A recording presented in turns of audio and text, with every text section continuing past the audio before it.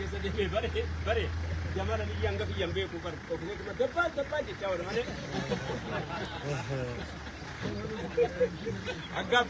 agabbe ku kana me anta ko to koringa atiga dilad bo wato ko dirabe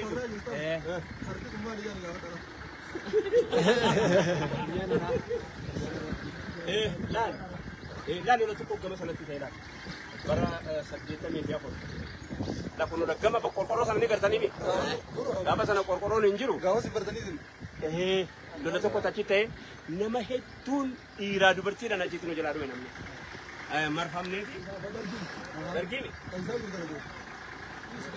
assalamu alaikum warahmatullahi wabarakatuh nagada ga hayyajira kada tarabbi ulfanda amma bobba kara kenya rajira bobba gari nu jira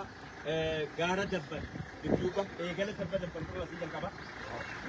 dabba muti gara dabba muti gara woni jira